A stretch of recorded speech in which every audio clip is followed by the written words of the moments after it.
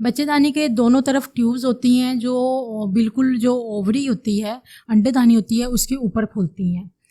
اب ان کا کام کیا ہوتا ہے؟ ان کا کام یہ ہوتا ہے کہ جب وہ اووری سے انڈا ایک میچور ہوتا ہے تو وہ ٹیوب میں آ جاتا ہے، ان کو ٹیوب میں لے کے آتی ہیں۔ اگر تو وہاں پہ مرد کا جراثیم ہو تو وہاں پہ فرٹیلائزیشن ہو جاتی ہے، یعنی کہ حمل ہونا شروع ہو جاتا ہے۔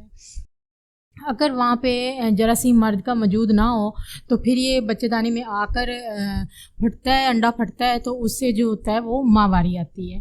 اب اگر ٹیوب بند ہو جائے تو اس وجہ سے پھر یہ ہوتا ہے کہ وہاں پہ حمل ہونے میں دشواری ہوتی ہے، تو وہ جو ہوتا ہے پھر وہ بانجھپن کی طرف جو ہے وہ مریض چلا جاتا ہے۔ اب اس کی جو وجوہات کیا ہیں، جو ٹیوبز ہوتی ہیں وہ کیوں بند ہوتی ہیں؟ اس کی جو ریزن ہوتی ہے وہ یہ ہوتی ہے انفیکشن۔ اگر انفیکشن کی وجہ سے پس بننا شروع ہو جاتی ہے، جس کی وجہ سے جو ہے وہ ٹیوب جو ہوتی ہیں وہ اندر ہی اندر بند ہونا شروع ہو جاتی ہیں۔ اب انفیکشن کس طرح کا ہوتا ہے؟ انفیکشن ہوتے ہیں دو طرح کے، ایک یہ ہوتا ہے کہ سیکسولی ٹرانسمیٹڈ جو ہوتا ہے وہ انفیکشن ہوتا ہے، اور ایک ہوتا ہے نان سیکسولی ٹرانسمیٹڈ۔ اب جو سیکسولی ٹرانسمیٹڈ وہ ہوتا ہے کہ جو اگر کسی کے بہت ایک یا دو یا تین پارٹنر ہو، وہ ان سے سیکس کر رہا ہوتا ہے تو وہ انفیکشن وہ ایک سے دوسرے کو کر رہا ہوتا ہے، تو اس انفیکشن سے یہ ہوتا ہے کہ پس بن جاتی ہے۔ پس جو ہوتی ہے وہ اندر ہی اندر جو وہ بڑھنا شروع ہوتی ہے، اور پھر وقت کے ساتھ ساتھ وہ خشک ہو جاتی ہے، لیکن جو بچے ہوتی ہے ٹیوبس کی دیواریں ہوتی ہیں وہ یا تو آپس میں جڑ جاتی ہیں اس وجہ سے، یا وہ پھر بالکل ہی جو ہے وہ اندر ہی اندر بند ہو جاتی ہے ٹیوب۔ جب ٹیوب بند ہوگی تو مرد کا جو جراثیم ہے وہ آگے نہیں جائے گا، تو جب آگے نہیں جائے گا تو وہ پھر حمل نہیں ہوگا۔ اب یہ تو تھی سیکسولی ٹرانسمیٹڈ جو ہے وہ ڈیزیز۔ اب نان سیکسولی ٹرانسمیٹڈ ڈیزیز میں یہ ہوتا ہے کہ جو بچے دانی کا جو انفیکشن ہوتا ہے اس وجہ سے یہ مسئلہ بن جاتا ہے، یا پھر اگر آپ نے کسی سے کوئی ڈی این سی کروائی ہے، یعنی کہ بچے دانی کی جو صفائی ہے، آپ کو حمل تھا، وہ حمل گروتھ نہیں کیا، یا کسی وجہ سے بھی آپ کو وہ صفائی کروانی پڑ گئی ہے، تو اگر اس نے وہ اسٹرلائزیشن کا جراثیم جو ہے وہ مارنے کے جو اوزار ہوتے ہیں وہ بالکل صاف نہیں تھے اس کے، تو اس وجہ سے بھی یہ انفیکشن ہو سکتا ہے۔ اگر آپ نے کوئی آئی یو سی ڈی یعنی کہ کاپرٹی کروائی ہے وقفے کے لیے، یا ٹانکا وغیرہ جسے آج کل کہتے ہیں وہ لگوایا ہے، تو اگر وہاں پہ اسٹرلائزیشن ٹھیک نہیں تھی، ان کے اوزار ٹھیک صاف نہیں تھے، تو اس وجہ سے بھی مسئلہ بن سکتا ہے۔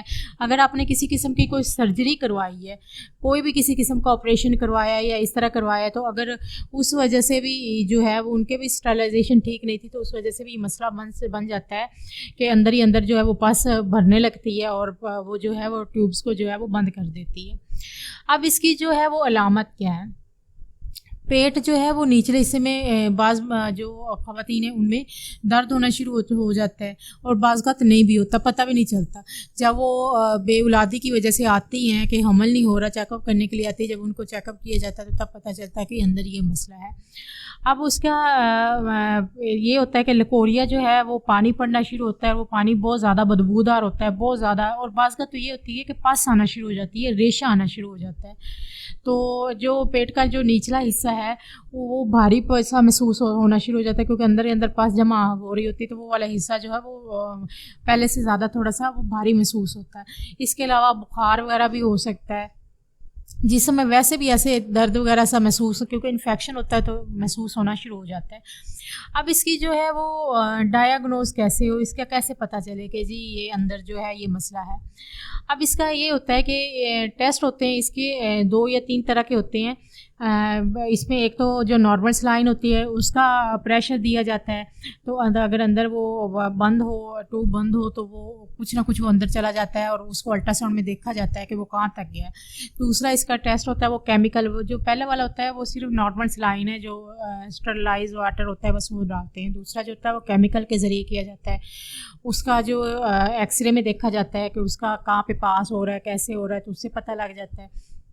اور تیسرا جو ہوتا ہے اس کا لیپروسکوپی کے ذریعے، وہ ایک چھوٹا سا آپریشن ہوتا ہے پیٹ کے نچلے حصے سے کیا جاتا ہے، اور کیمرے کے ذریعے وہ اندر آپ کی ساری جو بلاکیج وغیرہ دیکھی جاتی ہے کہ کتنی بنی ہوئی ہے، کتنی نہیں بنی ہوئی، کھل سکتی ہے نہیں کھل سکتی۔ اگر تو جو ٹیوبز ہیں وہ بالکل اس کی دیواریں جڑ چکی ہیں تو وہ کبھی بھی نہیں کھلے گی، لیکن یہ کہ اگر ایک سائڈ پہ یہ مسئلہ ہے تو دوسری سائڈ سے حمل ہو سکتا ہے. لیکن اگر دونوں سائڈ پہ یہ مسئلہ ہے کہ دیواریں بالکل بھی بند ہو گئی ہیں تو پھر آپ کو کبھی بھی حمل نہیں ہو سکتا. پھر یہ ہو سکتا ہے کہ آپ IVF کی طرف جائیں. ہاں اگر اس میں کوئی اڈھیرنٹ ہو, کوئی تھوڑا بہت پس ہو, یا کوئی پارشلی جو ہے وہ جزوی طور پر بلاکیج ہو, تو وہ اس سے کھولی جا سکتی ہے. تو یہ تو تھی ٹیوب کے حوالے سے ہماری کچھ انفارمیشن. امید ہے ویڈیو پسند آئی ہوگی. تو اگر چینل کو سبسکرائب نہیں کیا تو وہ لازمی کر لیجیے گا. اپنا بہت سا دھیان رکھیے گا. اللہ